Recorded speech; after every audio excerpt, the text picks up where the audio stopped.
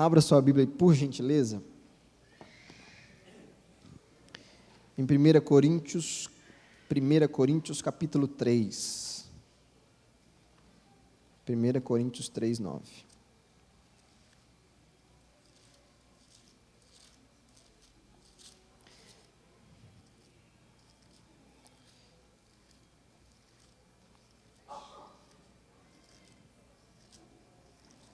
Irmãos, eu sou tímido, sabia? Verdade. 1 Coríntios capítulo 3, verso 9. Diz assim, porque nós somos cooperadores de Deus, vós sois lavoura de Deus e edifício de Deus. Eu vou falar e os irmãos vão repetir, tá bom? Porque nós somos cooperadores de Deus, vós sois lavoura de Deus e edifício de Deus. Tudo, ou quase tudo, deveria ser tudo, mas é quase tudo por causa da misericórdia do Senhor. Mas quase tudo na vida cristã depende de uma palavrinha chamada entendimento. Deus faz por mim e por você, não é simplesmente o que Ele quer fazer, mas aquilo que a gente consegue alcançar em entendimento. Deus, Ele é onipotente, ou seja, Deus pode fazer todas as coisas, amém, irmãos? Amém. Tudo que você precisa, ou tudo que você precisou, ou tudo que você vai precisar, Deus já tem poder para fazer, tem ou não tem? Só que tudo isso está limitado ao entendimento e o quanto você consegue absorver de Deus. Tem muita gente que no seu relacionamento com Deus, ele acha que as coisas não estão acontecendo com ele, porque ainda não é a hora de Deus. Irmãos, a frase é verdadeira, não estou dizendo que isso é errado, mas o entendimento, ele não é muito completo, porque esse sentido de hora de Deus, Deus está pronto para fazer tudo em qualquer momento, em qualquer hora, sim ou não? Na verdade, muita coisa que não tem acontecido na minha vida e na sua vida, não é porque não é a hora de Deus, é porque ainda não é a sua hora. Você não está pronto, porque Deus sempre está pronto. Imagina um pai ou uma mãe, ele tem um dinheiro guardado para comprar um carro para o filho, porque ele quer dar um carro para o filho de presente, quando o filho fizer 18 anos de idade, o carro que o filho sempre sonhou. Só que quando esse menino fez 12 anos ou 13, o pai já conseguiu guardar o dinheiro, o pai já tem condições de dar, o pai tem vontade de dar, o pai tem desejo de dar, mas um pai responsável vai dar um carro para uma criança de 13 anos? Por que ele não vai dar? Porque ele não pode? Não, porque a criança ainda não está preparada.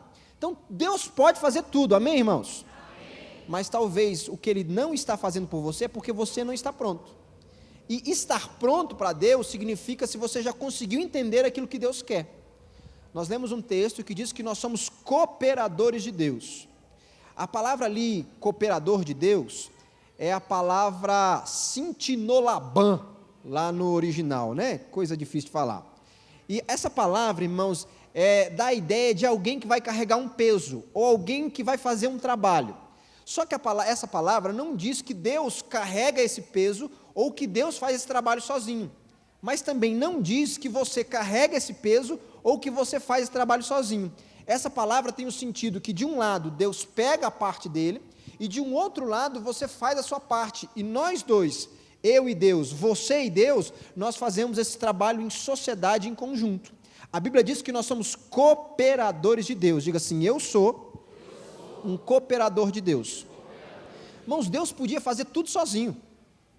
Deus não tem necessidade de mim e Deus não tem necessidade de você, porque Deus é absoluto e ponto final.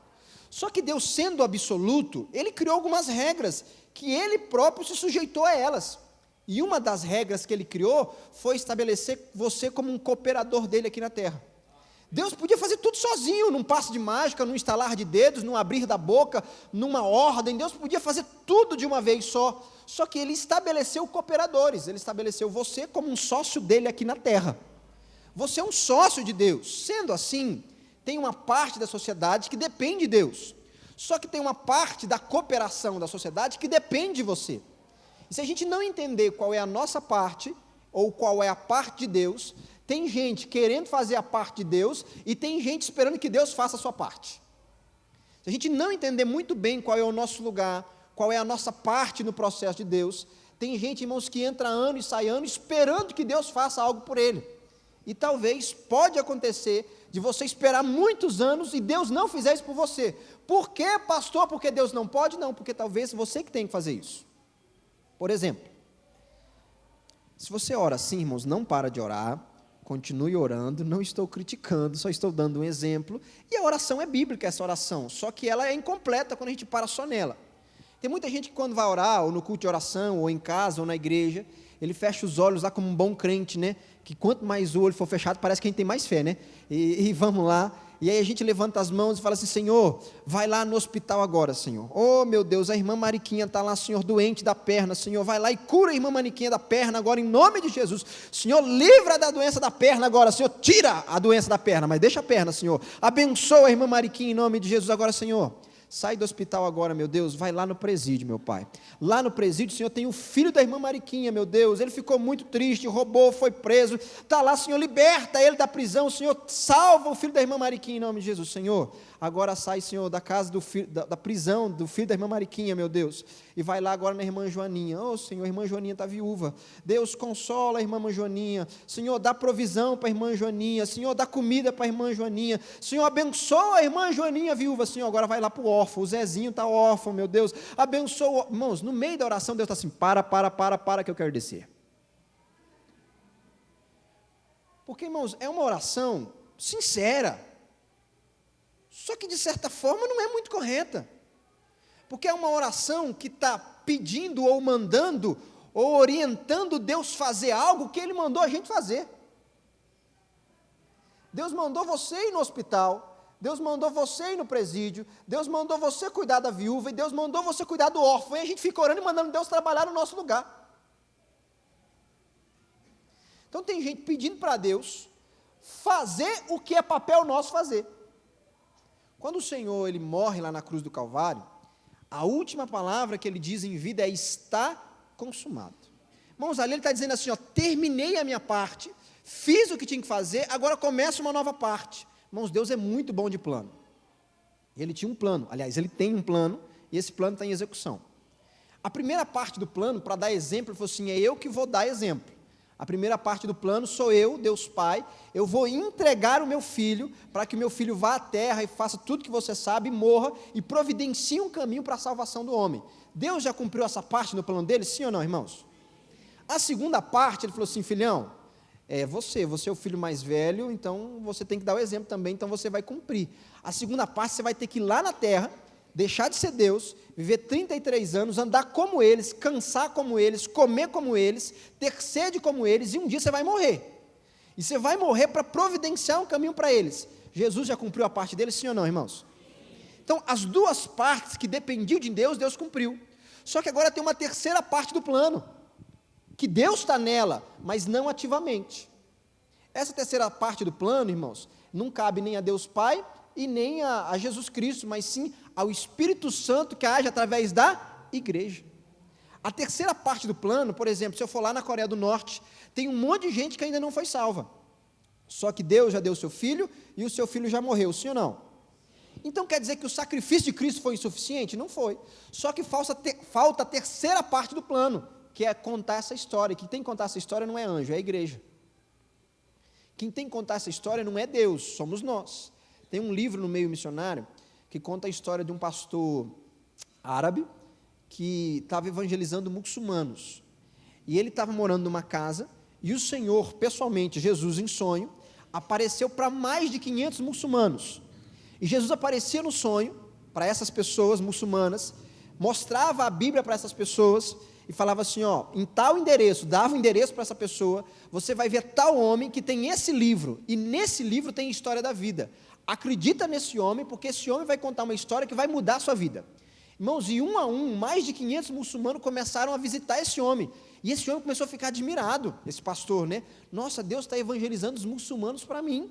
E ele escreveu um livro, irmãos, um livro muito bonito, uma história muito joia, que muita gente se alegra. Eu acho a história bonita, mas eu me entristeço com o livro. Porque se Jesus está tendo que aparecer em um sonho para muçulmanos se converter, quer dizer que a igreja não tem ido até os muçulmanos para evangelizá-los. Se Jesus está tendo que fazer alguma coisa que é nosso papel fazer, quer dizer que de alguma forma nós não estamos fazendo aquilo que deveríamos fazer. Então, irmãos, tem um papel que é de Deus, só que tem um papel que é seu e que o Senhor não vai fazer. Tem um papel que é da igreja, o ministério da reconciliação do mundo com Cristo, é um ministério que Deus deu à igreja. E não estou falando só de obra missionária, mas do contexto geral. Irmãos, o papel de anunciar, de fazer o nome de Jesus conhecido em cada povo, língua, tribo e nação da terra, é um papel nosso, é o papel da igreja do Senhor Jesus Cristo. Nós somos cooperadores de Deus. O pastor Zé, em 1900 e bolinha, foi na Índia, e onde você vai, quando você se identifica como brasileiro, eles levam para o futebol, eles amam o nosso futebol. E o pastor Zé querendo falar de Jesus, eles querem falar do Pelé. O pastor Zé querendo falar de Jesus, eles querem falar do Garrincha. E aí o pastor Zé também empolgou, começou a falar de futebol. E no meio ali da conversa, um indiano perguntou assim para ele, mas e aquele Jesus que você falou no começo lá? Ele joga em que posição? Ele pensou que Jesus era um reserva do Pelé ou de alguém assim do tipo da época. Irmãos, em muitos países do mundo, os nossos jogadores de futebol são bem mais conhecidos do que Jesus. Eu fui no Timor-Leste o ano passado, e lá tem um certo conhecimento do Senhor, porque lá quem domina é o catolicismo, mas tem lugares mais remotos que as pessoas não têm ideia de quem é Jesus. E aí a gente estava numa montanha, lá subindo montanha, a pé, de carro, de tudo, de repente passou uma vanzinha, numa estrada bem curtinha. Quando eu olho no fundo da van, tem uma foto de quem? Do Neymar. Aí eu perguntei para o moleque, quem é aquele menino? Ele falou assim, é o Neymar, lá do Santos. Na época eu estava no Santos ainda. Irmãos, tem muitos lugares do mundo hoje que o Neymar é mais conhecido que Jesus. Agora, o papel de levar a imagem do Neymar é da televisão. Beleza, eles estão cumprindo o papel dela. Mas o papel de levar o nome de Jesus Cristo aos povos não alcançados não é da televisão. É da igreja do Senhor Jesus Cristo da terra. É dos cooperadores de Deus, é sua. Só que a nossa missão, de alguma forma, não estou dizendo que a gente não está cumprindo. Está, mas bem aquém do que poderíamos cumprir. Então, se a gente não entender qual é a nossa parte e qual é a parte de Deus, a gente vai ficar esperando que Deus faça algo por nós, ou a gente vai ficar esperando ganhar na Mega Sena do crente. Que crente não joga na Mega Sena, amém, irmãos? Ou pelo menos não deveria, né? Mas qual que é a Mega Sena do crente? Tem crente que entra na igreja com a vida toda errada, tudo estragado, e ele pensa que num culto Deus vai resolver tudo. Ele passa 5 anos comprando mais do que deve, ele vem num culto, que aqui num culto Deus resolve, paga todas as contas dele. Mas não é normalmente assim, as coisas não funcionam, tem um processo. Tem partes que é sua e tem partes que é de Deus. E a parte nossa, a gente tem que entender muito bem qual é, para poder, de alguma forma, atrair o resultado daquilo que Deus está fazendo na nossa vida. E nessa questão de entendimento, eu vou contar uma história agora. Lá vem eu com a história de novo. E para ilustrar, irmãos, lá no céu, Efésios diz assim, Efésios capítulo 1, versículo 3. Deus já nos abençoou com toda a sorte de bênção nas regiões celestes em Cristo Jesus. Amém? Então você já foi abençoado. Diga assim, eu já sou abençoado. Irmãos, você não vai ser, você já é, amém? A prosperidade que você precisa, você não vai ter, você já tem, amém? A salvação do familiar que você quer não vai acontecer, você já tem, amém? Tudo que você precisa, Deus já fez, Ele já nos abençoou. Então, irmãos, vamos dizer que lá no céu tem um banco. Ilustração, pelo amor de Deus. No céu não tem banco, pelo menos eu acho que não. E nesse banco, Deus disponibiliza cartões de crédito para você poder usufruir daquilo que Ele tem para você. Só que tem vários cartões de crédito. Vários. Quando eu morava em Santa Catarina, eu cheguei em casa, e quando eu estou em casa, eu gosto de andar com as meninas para elas não esquecer que tem pai, né? Então, eu fui passear com as minhas filhas e conhecer umas praias que a gente não conhecia. E eu não tenho costume de andar com dinheiro no bolso. Eu ando só com um cartãozinho de débito. E naqueles dias eu tinha trocado meu cartão, chegado novo, e eu não reparei bem nele. Meu carro estava na reserva, fui abastecer meu carro. Aí, irmãos, tinha uma faixa gigante, que até cego lê, escrito assim, não aceitamos cartão Mastercard. Normal, eu não tinha cartão Mastercard. Estacionei o carro, aí o frentista falou assim, o senhor leu a placa? Eu falei, sim, li. Então, eu falei assim, o senhor sabe que nós não aceitamos cartão Mastercard? Eu falei assim, eu sei, eu já li, pode ficar tranquilo. Aí eu falei assim, Perguntou quanto? Eu falei assim, enche o tanque. Aí ele foi encher o tanque. Aí eu fui lá, enfiei a mão no bolso, tirei o cartão e dei para ele assim, dei para ele, ele olhou e falou assim, o senhor leu o cartaz? Eu falei assim, li. O senhor ouviu o que eu falei? Eu ouvi. Mas, e como é que o cartão do senhor é Mastercard? Eu falei, nossa, meu cartão é Mastercard mesmo, não percebi. Aí fui lá no gerente, entreguei para o gerente, a gente falou assim, o senhor leu o cartaz? Eu falei assim, li. O frentista falou com o senhor? Falou. E como é que o senhor abasteceu? Eu falei assim, moço, eu confundi, porque eu nunca tive cartão Mastercard, sempre foi Visa, então eu não percebi que a bandeira mudou quando trocou o cartão, e eu não tenho dinheiro no bolso, como é que nós vamos resolver? Aí o moço falou assim, eu também não sei, o senhor que tem que me dizer. Aí eu brinquei, né, falei assim, ó, eu tenho 2 meninas no carro, posso deixar de garantia, é a única coisa. Ele falou assim, então não precisa não, vai lá no banco, saca o dinheiro e me traz dinheiro. Irmãos, deu uma vontade de não voltar. Nossa, ganhei um tanque de gasolina, mas voltei, viu, irmãos? Fui, saquei o dinheiro e voltei. Resumindo a história, irmãos, eu tinha dinheiro na conta para pagar no débito, e eu tinha dinheiro no crédito se eu quisesse pagar, só que eu estava usando a bandeira errada. Você tem todos os milagres disponíveis para você lá no céu, amém, irmãos? Amém. Mas tem muita gente usando o cartão errado. Tem muita gente tentando obter de Deus coisas da maneira errada, por falta de entendimento. Tem muita gente que não entendeu o que é cooperador ainda, e por não entender que é cooperador, ele sabe que tem direito, mas ele não consegue obter aquilo porque está usando o cartão de crédito errado. Fala assim para o seu irmão, cuidado, para não usar o cartão de crédito errado. Vamos ver, Jesus falou disso, com outra linguagem, lógico, né? Marcos capítulo 9.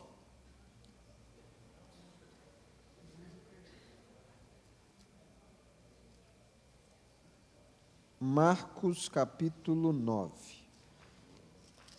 Marcos é bem facinho de achar, gente, está depois de Gênesis e antes de Apocalipse, tá? Marcos 9, versículo 14.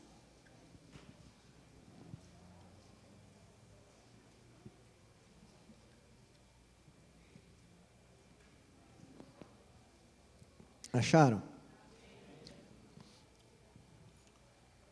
Quando se aproximou os discípulos, viu ao redor deles grande multidão, alguns escribas que disputavam com eles. Logo toda a multidão, vendo, ficou espantada, correndo para ele, o saudaram.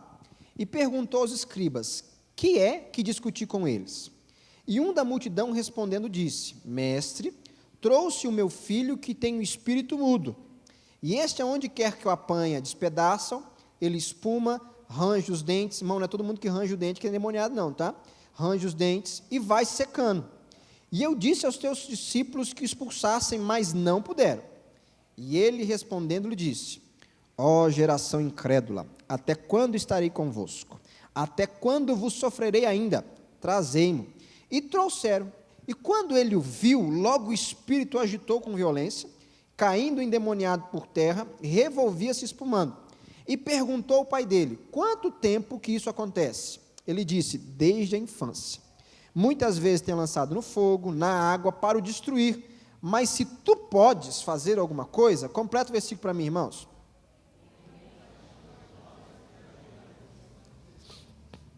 Nós já vamos continuar a ler. Vamos só entender a história. Os discípulos estavam tentando expulsar um demônio e não deram conta. Não deram conta é a expressão de goiano, não conseguiram. E aí, Jesus vem no ambiente. Eles assim, pronto, chegou o cara. A pessoa que vai resolver chegou. E aí Jesus chega e o pai fala assim, Senhor, me ajuda aí, tem misericórdia de mim, porque eu tenho um filho endemoniado e os seus discípulos não deram conta.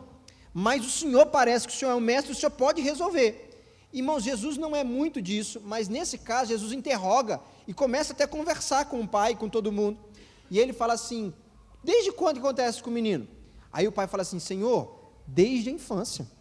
E aí ele responde mais, Senhor, desde a infância esse demônio pega ele, joga no fogo, joga na água, ele range os dentes, o demônio quer destruir ele. Aí olha a pergunta do pai, Senhor, se tu podes fazer alguma coisa, tem compaixão de mim, tem uma tradução que diz, tem pena de mim e me ajuda, se tu podes me ajudar, resolve meu problema, é mais ou menos isso que ele diz. Irmãos, é uma pergunta para nós hoje, com o entendimento que a gente tem, de certa forma até sem noção, porque Jesus podia ajudar, sim ou não? Lógico que podia. Jesus podia ter batido no peito e falar assim: se tu podes, é lógico que eu posso, eu sou o homem. Eu sou Jesus, eu sou o cara, eu vou responder, pode deixar que eu resolvo tudo. Só que olha a resposta do Senhor para ele. Versículo 23. E Jesus lhe disse, lê para mim, irmãos. Jesus falou assim: eu vou resolver, seus problemas estão resolvidos? Não. Presta atenção, no começo da conversa, o pai usou ele queria uma cura. Pensa na sua vida, você quer alguma coisa de Deus. Aí a gente usa um cartão de crédito, que normalmente muito crente usa. Senhor, se o Senhor pode me ajudar, tem misericórdia de mim, tem pena de mim, tem compaixão de mim. Senhor, se condoa de mim e me ajude. Irmãos, tem muita gente que quando vai orar, ele está usando o cartão de crédito da autocomiseração. Senhor, eu estou sofrendo tanto, me faz isso, Senhor, por favor, meu Pai, eu não aguento mais esse sofrimento, me tira dessa. Irmãos, é um cartão de crédito? Deus se compadece? Sim, está escrito que Deus se compadece do pobre e dá, beleza. Só que, irmãos, é um cartão de crédito que tem limite, só que um limite muito pequeno. Tem gente que quando vai pedir coisa para Deus, ele usa um outro cartão de crédito, que eu não sei como é que um crente usa um cartão desse tendo outro. Ele usa o cartão de crédito da autocomparação. Senhor, fulano de tal não te serve, meu Deus, ele trai a mulher, meu Deus, ele é desonesto, ele faz tudo, mas ele tem um carro e uma casa, e eu não tenho, Senhor, eu tenho que ter um carro e uma casa, porque irmãos, Deus não vai te dar nada porque o outro tem não. Senhor, fulano de tal, você viu, o Senhor, ele nem é tão honesto, ele é tão feliz e eu não sou, meu Deus, ele serve o capeta, eu sirvo ao Deus vivo, meu Deus, Senhor, ele faz trabalho na sexta-feira 13, lá na esquina, eu não faço, meu Deus, então dá para, irmãos, Deus não vai te dar nada porque o outro tem. Deus, o Senhor viu a casa do meu vizinho? Senhor, ele está reformando a casa, eu não tenho dinheiro nem para pagar o aluguel direito, Deus tem misericórdia porque ele tem, eu não tenho, irmãos. Todas as vezes que você comparar e usar da comparação da sua vida com alguém para requerer alguma coisa de Deus, não estou dizendo que Deus não vai ter misericórdia de você porque Deus é misericordioso, amém? Mas é um cartão de crédito muito pequeno, Deus não vai fazer algo por você porque alguém tem ou deixou de ter. Tem gente que usa o cartão de crédito, por exemplo, tem vários, não vou falar todos, tá? Da necessidade. Ele quer convencer a Deus que ele tem que ter aquilo porque ele está precisando.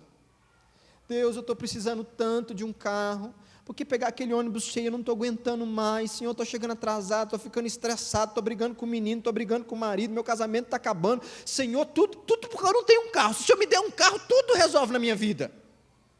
Aí ele começa a tentar convencer a Deus que ele precisa, para Deus dar ele. Irmãos, presta atenção, se Deus se movesse por necessidade, o lugar onde Deus mais se moveria no planeta Terra seria no continente africano, porque é lá o lugar que mais precisa no mundo. E, no entanto, parece que é o lugar que menos Deus age. Se Deus se compadecer, ou se Deus se mover por quem precisa mais, você sempre vai perder, porque sempre vai ter alguém que precisa mais do que você. Aí você está chorando porque você precisa de um carro, e tem outro chorando que precisa de comida. Se fosse nesse nível de cartão de crédito, Deus ia dar o presente para quem? Para quem precisa de comida. Então, se você for exigir, ou querer, ou negociar, não sei a palavra que eu vou usar, ou se você for querer usufruir algo de Deus baseando na sua necessidade, irmãos, é um cartão de crédito? É, mas tem um cartão de crédito que tem um limite, aliás, que não tem limite, o limite dele é inesgotável. Pastor, que cartão é esse? Senhor, se pode me ajudar, tem misericórdia de mim e me ajuda, tem compaixão de mim e me ajuda. Aí você fala assim, peraí, a questão não é se eu posso, a questão não é o que eu posso fazer, porque eu posso fazer todas as coisas. A questão é se você pode crer. Se tu creres, se você crer, tudo é possível ao que crê. Jesus muda o cartão de crédito dele, Jesus tira da cabeça dele a pena, a misericórdia, a compaixão, fala assim, filha, esse não é o caminho. O caminho é a fé, o caminho é você acreditar. Se você acreditar, tudo é possível ao que crê. Jesus mudou na cabeça dele o cartão de crédito, falou assim, filho, eu tenho um cartão melhor. Cartão da fé, limite inesgotável, usa que eu vou te dar. Irmãos, tem um outro cartão que os crentes usam sem perceber. O cartão da justiça própria. Pastor, o que é o cartão da justiça própria? Você acha que Deus tem que te dar alguma coisa porque você vem no culto. Você acha que Deus tem que te dar alguma coisa porque você é dizimista fiel.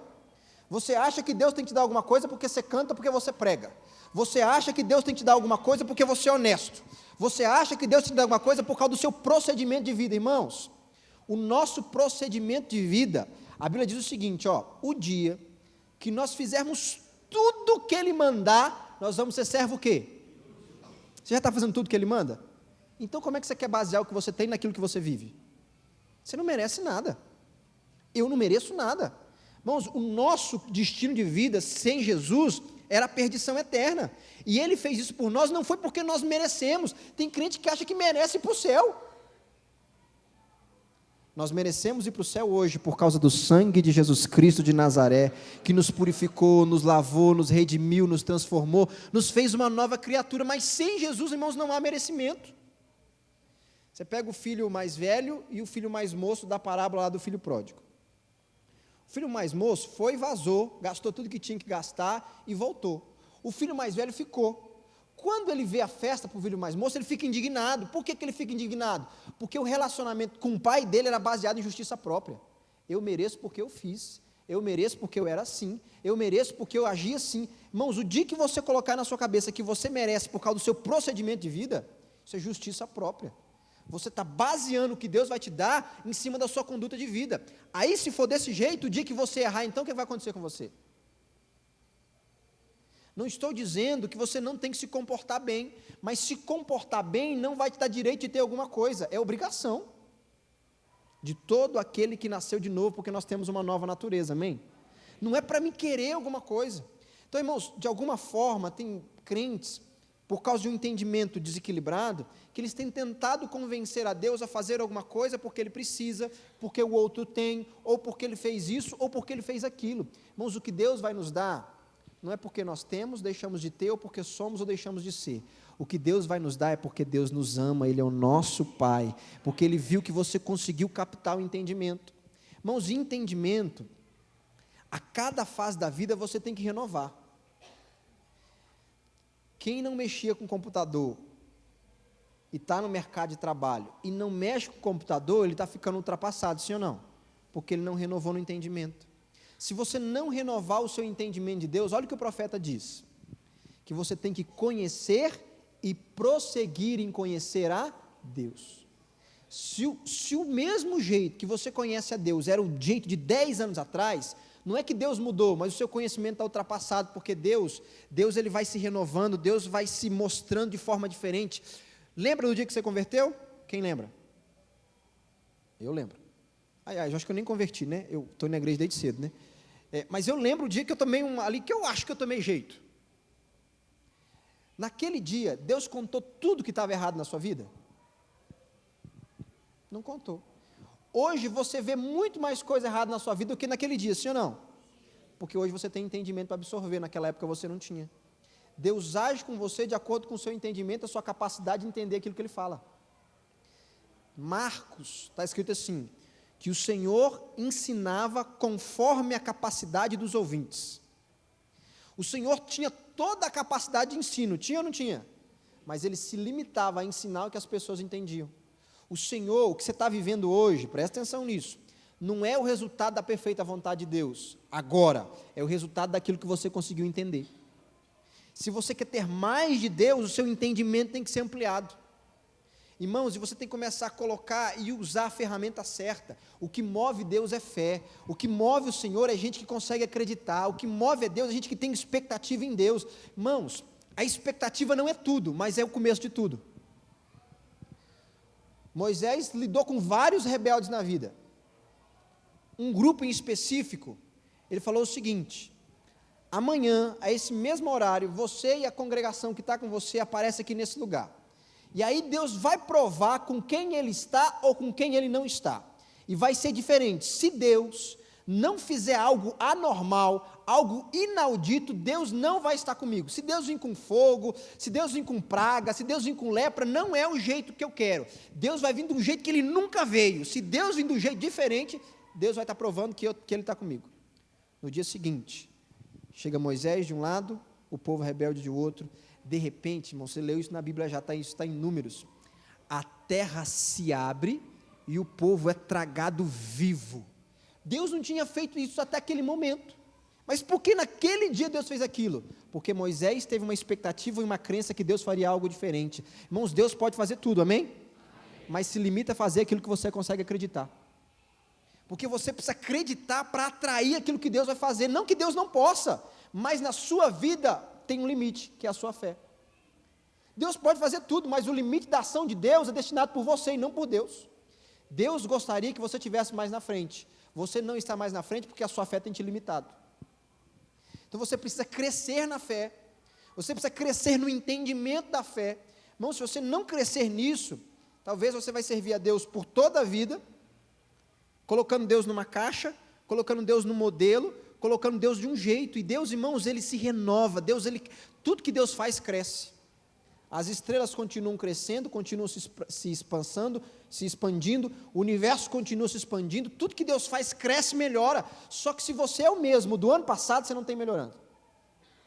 Se você é o mesmo pai do mês passado, não melhorou nada nesse mês, você está fora do propósito de Deus.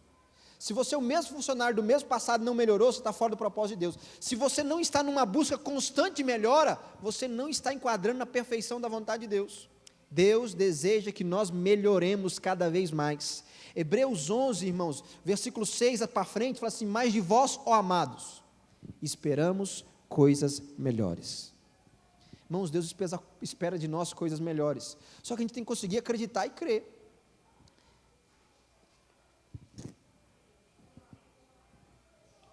Quando eu era menino, lá em Barbacena, falava assim: mãe, qual que é a capital de Minas Gerais? Ela falava: sei lá, menino, para que isso? Eu falava: Belo Horizonte, mãe. Eu falava assim: mãe, qual que era a capital do Pará? Ela falou: menino, se eu não sei de Minas, como é que eu vou saber do Pará? Eu falava: mãe, é Belém, mãe. E ficava enchendo a minha mãe com essas perguntas. Aí passei para a quarta, quinta série, falei assim: mãe, qual que é a capital dos Estados Unidos? Eu falei assim: meu filho, se eu não sei a capital do Ceará, onde eu nasci, como é que eu vou saber dos Estados Unidos, meu filho? Ela falava assim: menino, para que você quer saber tanta capital? Eu falava assim: mãe, porque um dia Deus vai me fazer conhecer o Brasil inteiro, mãe, e Deus vai me fazer conhecer o mundo, parte do mundo. Aí ela falava assim: ô meu filho, Deus te abençoe, mas a mãe não vai ter dinheiro para isso, meu filho. Deus te abençoe, meu filho, mas você sabe que da nossa família, o mais longe que a gente foi no Paraguai, meu filho. Então não sonha muito alto que você vai se decepcionar. Irmãos, meus irmãos me zoavam. Eu nasci aqui em São Paulo, no Capão Redondo, né? O povo me zoava na rua, minha mãe falava assim: oh meu Deus, abençoe para ele não se frustrar muito no futuro. Mas quantas vezes eu via minha mãe orar isso? Deus, tem misericórdia do Renato, ele sonha alto demais. Aí, chegava na escola: o que você quer ser quando você crescer? O presidente da república. Todo mundo zoava de mim, até hoje zoa quando eu falo isso, né? Irmãos, mas no fundo, eu queria isso. Quando eu fiz 27 anos de idade, já passei dos 18, né? Agora vocês descobriram. Quando eu fiz 27 anos de idade, tem um tempinho isso já. Irmãos, isso não me faz melhor do que você, isso não me faz mais crente do que você, isso é só uma questão de chamado, tá? E contando só como testemunho, não sou melhor do que ninguém, pelo amor de Deus, eu acho que sou até um pouco pior. Irmãos, com 27 anos de idade, eu já tinha conhecido todas as capitais do Brasil, e alguns estados eu conheço muito mais do que a capital. Pastor, como assim? E o melhor de tudo, irmãos, eu acho que 1 ou 2 vezes na vida eu paguei passagem para nesse lugar. A grande maioria nunca nem passagem eu paguei. Aí, meus irmãos ficavam assim: mas como é que você conseguiu? Como é que você foi em tanto lugar? Como é que você fez tanta coisa? E sempre a resposta que eu dou para minha mãe e para meus irmãos: a única diferença entre mim e vocês, não é que eu sou mais inteligente, mais bonito eu sou, mas mais inteligente eu não sou. Não é que eu sou melhor do que vocês, ou que Deus me ama mais. É que eu consegui acreditar mais naquilo que Deus colocou no meu coração. Os meus irmãos receberam o mesmo ensino que eu recebi na igreja bíblica. Os meus irmãos apanharam do mesmo jeito que eu apanhei. Nós comemos a mesma comida, dormimos no mesmo quarto. Irmãos, recebemos a mesma educação em tudo. Só que em alguns aspectos eu fui mais longe do que eles. Não é porque eu sou melhor, é porque eu consegui acreditar naquilo que Deus me falou.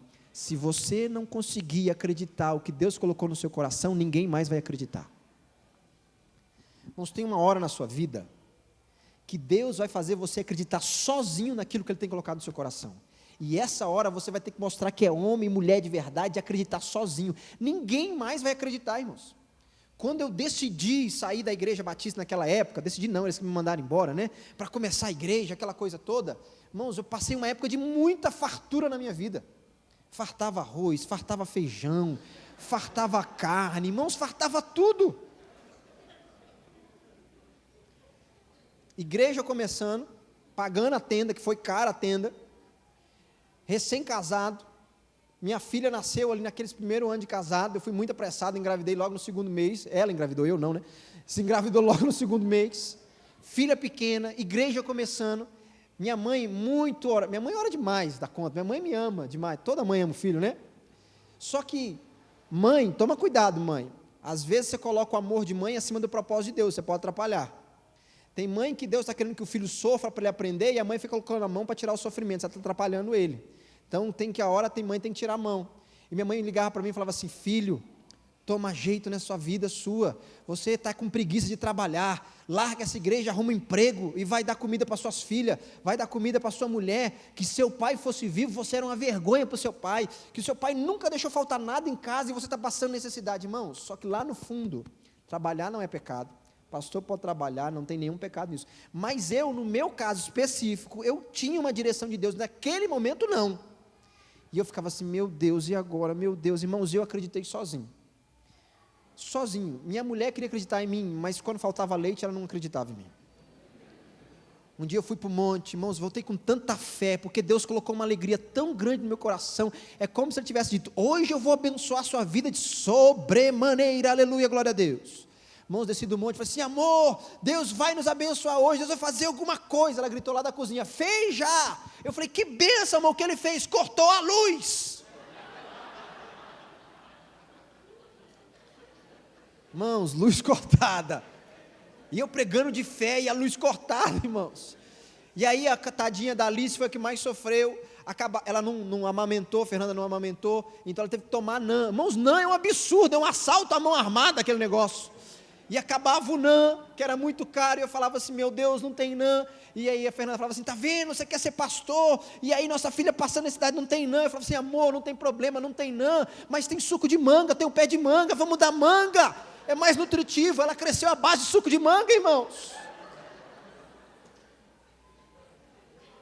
Irmãos, foi uns 2 anos nessa prova, vai dando glória a Deus na prova, aleluia. Irmãos, a tesoureira me dava o dinheiro para ir pregar na congregação, pouco dinheiro, R$7, era tipo 11 quilômetros para ir na congregação e voltar, numa outra cidade vizinha.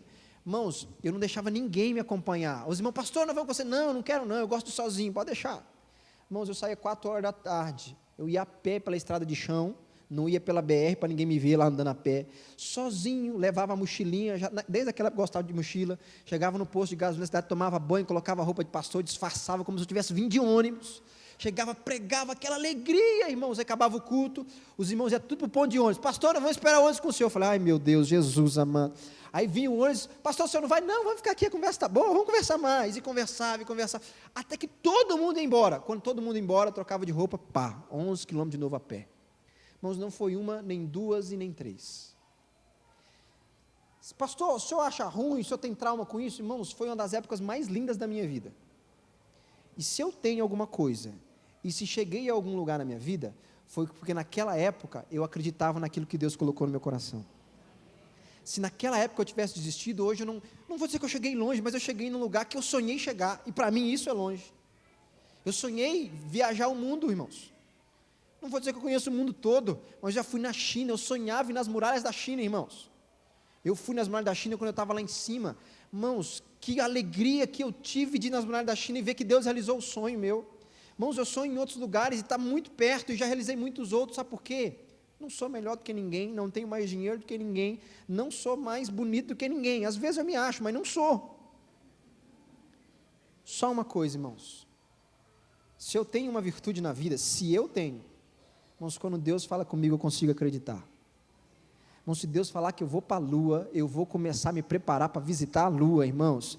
Eu vou me preparar para fazer estágio com o Neil Armstrong, vou me preparar para ir para a NASA, vou me preparar para fazer alguma coisa, porque eu vou na Lua. Irmãos, eu consigo acreditar naquilo que Deus coloca no meu coração. Acredite você naquilo que Deus colocar no seu coração, porque pode parecer louco, mas aquele que promete, Ele é fiel para cumprir, irmãos. Então, se você não usar o cartão de crédito certo, irmão, se eu estivesse usando o cartão de crédito errado, eu estava assim: Senhor, eu nasci no Capão Redondo, tem misericórdia de mim, Senhor. No Capão Redondo só tinha bandido, como é que eu vou para a China, meu pai? Capão Redondo, quando vai na China, é só para trazer muamba, meu Deus. Irmãos, está até hoje assim.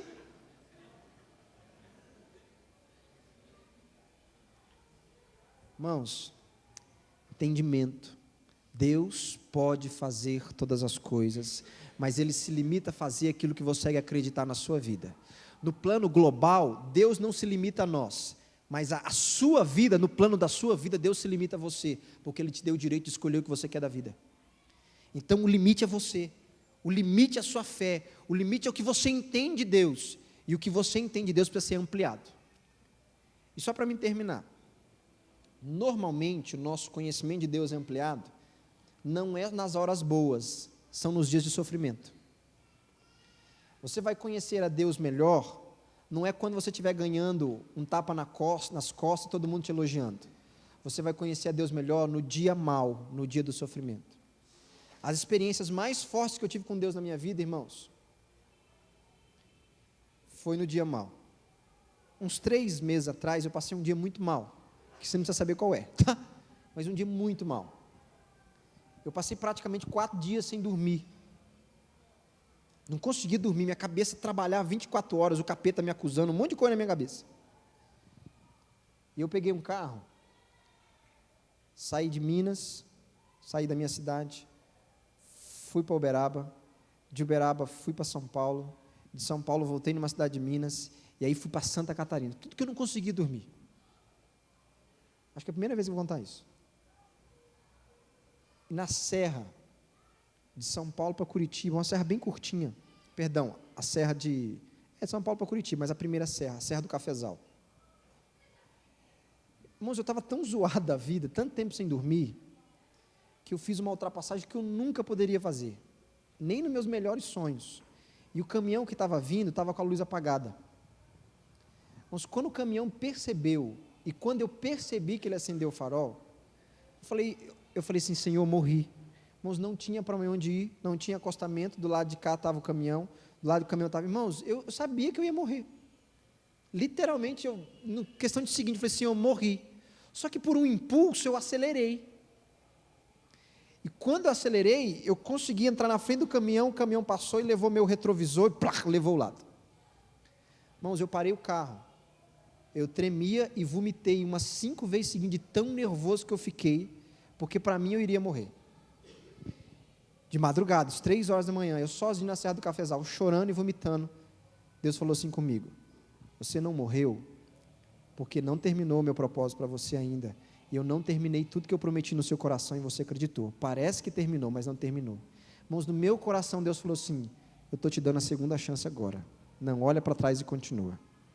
Irmãos, daquele dia para cá, a minha vida mudou da água para o vento, mas não é porque eu sou melhor do que ninguém, não é porque eu sou melhor motorista do que ninguém, minha carteira está até suja, já capotei 2 vezes.